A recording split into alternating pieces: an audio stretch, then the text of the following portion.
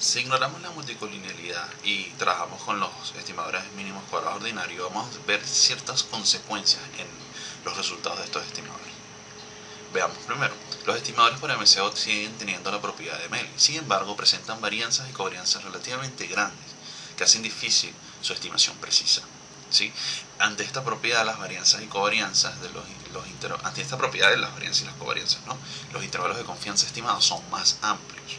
¿Sí? Entonces, claro, ahí partimos del hecho de que no perdemos la propiedad de que sea insesgado, sea lineal y sea eficiente, pero ya con que las varianzas sean lo suficientemente grandes para generar intervalos tan amplios, afecta la precisión de la estimación que estemos haciendo, ¿no? Las pruebas de significación individual tienden a ser difíciles de rechazar debido a esa característica. Recuerden que esa prueba depende de la varianza, de la desviación estándar del estimador.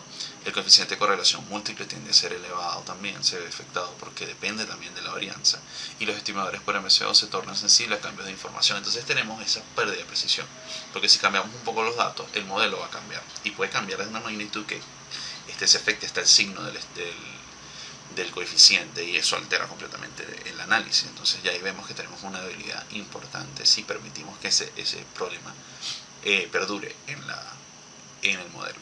Entonces, por ejemplo, veamos cómo consiste esto. Bueno, tenemos este modelo de dos variables. Nosotros podemos plantear las varianzas de estas formas en este caso, ¿no? Entonces, fíjense, esta es la estimación de la correlación entre la variable 1 y 2. Fíjense que si esta aumenta, este valor, ¿sí? Recuerden que es un número que va entre menos 1 y 1, este lado al cuadrado, entonces va entre 0 y 1. Se va acercando a 1, esto se va volviendo a 0, ¿no? Se va aproximando a 0. Y si esto se aproxima a 0, toda la varianza tiende a infinito.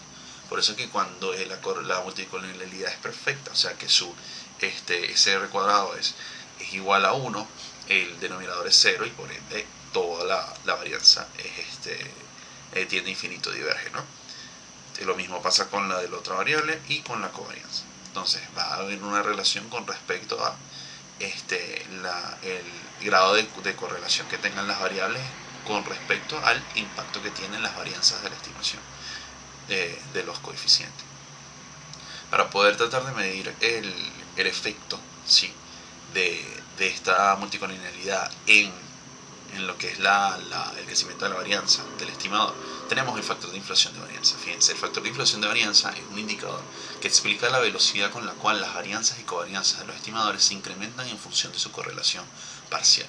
Entonces, el coeficiente se puede plantear de esta manera, ¿sí? Ese que depende de ese elemento del denominador que habíamos visto, ¿no? Y obviamente va a ser más grande a medida que el coeficiente de correlación tienda a 1, ¿no? Entonces fíjense que podemos reescribir las varianzas de tal forma que haya un factor multiplicado por el factor de inflación de varianza. Fíjense ahora, en el caso de los modelos de k-variables, ¿sí?, tenemos esta expresión.